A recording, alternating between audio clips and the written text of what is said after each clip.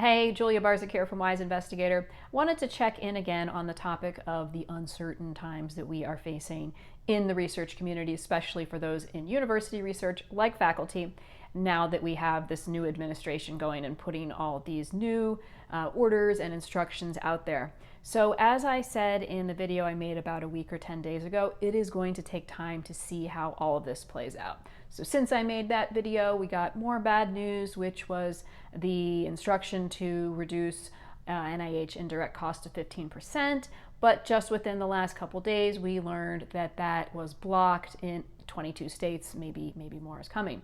So I'm not here to update you on all of these changes because there are other people who can do a better job of that than I can.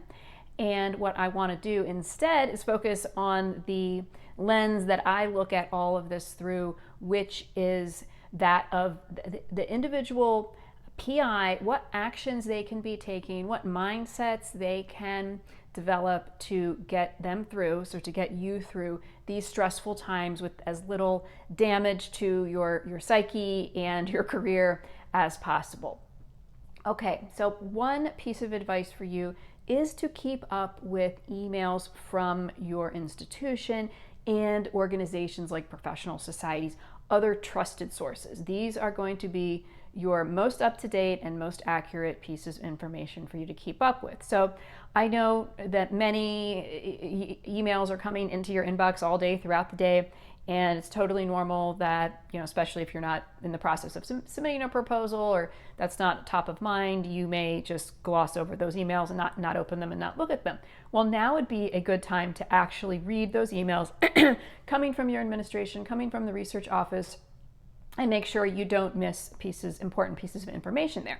At the same time, and I know this is a little challenging to do, but you don't want to become obsessed with the information and have that derail you too much in your day. So that is one good thing about the official communication is it's not going to be inflammatory, it's not going to be alarmist, it's going to give you the information that you need that's timely. And if you can keep up to date with that, but then not go down the rabbit hole of social media and Reddit and all that kind of stuff that can lead to that doom scrolling.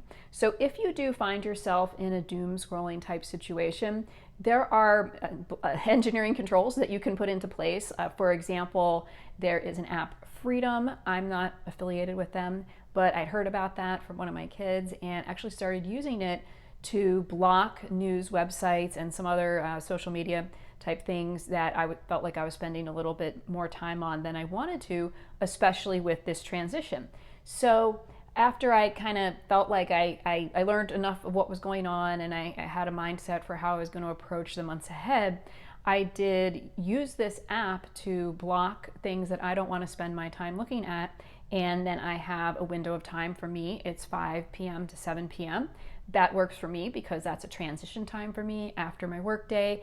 And I'm usually pretty busy at that time anyway, just kind of getting into the kitchen, thinking about dinner, spending time with my family and having conversations with them, which of course I prefer to the scrolling, and then getting off of that by 7 p.m. and then having the evening to do more work, spend more time with my family and or just relax. So for me, that worked. And I find that because I have that during a time when I'm kind of distracted and busy with stuff anyway, I'm actually not spending much time on those sites that I really don't want to spend too much time on. But I'm still keeping informed and I can still check them during that time if I want to. So another piece of advice would be to keep working towards your funding related goals. So it is absolutely human nature, especially when you are overloaded and you have too many responsibilities. We all know that. No one would expect you to be able to perform everything that you're assigned to do, that you're required to do to the highest standard. That's just not physically possible. So when you're in that kind of situation, when any of us is in that kind of situation, it is completely normal for us to say, ooh, well, now that this is on hold, that gives me a reason to just put this aside and not worry about it. And you absolutely may need a break. So I am not suggesting that you don't take the kind of breaks that you need whenever you need to during the year, but just be cautious that you're not using that the uncertainty that we're facing right now and the distress that's collectively felt, that you're not using that as an excuse to put off or not do work that would help you advance your career. So one plug here for the work we do at Wise Investigator is that we have many things that we can work with clients on to get them towards funding other than completing a proposal. We do work with PIs and support them in completing those proposals because you've got to have that piece, right, to actually get funded. But there are many other related tasks to preparing that proposal that can put you in a stronger position when you do write the proposal, when you do identify the opportunity that you're going to go for. So work on some of those tasks, right? And I'm not going to get into all of those here because I talk a lot about that in other videos.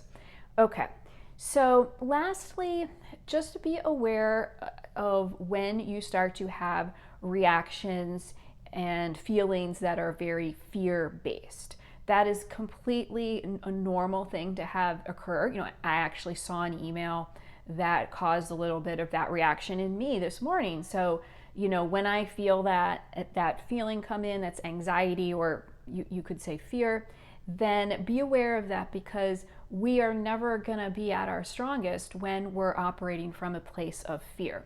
So if you can recognize that emotion, and oftentimes just recognizing it even takes away a lot of the problem, and you say, oh, okay, I know where that's coming from. You know, I'm having a survival, wanting to survive type response. We feel threatened, and we can feel fearful, and then we feel like we need to defend ourselves or take action, or oftentimes not even take action, but just kind of stew in the anxiety and stew in the fear and the what ifs and all the terrible things that theoretically could happen. But I know that the clients that I work with, our faculty at universities in the United States, are some of the toughest, most resilient, most hardworking people that I've ever met. And I know you have been through crap before, and you know it's gonna keep coming throughout all of our lives. So I have confidence that you can get through this, that we can get through it together. I know we're gonna get through it, and I know that we're all gonna do best when we're operating from a place of strength.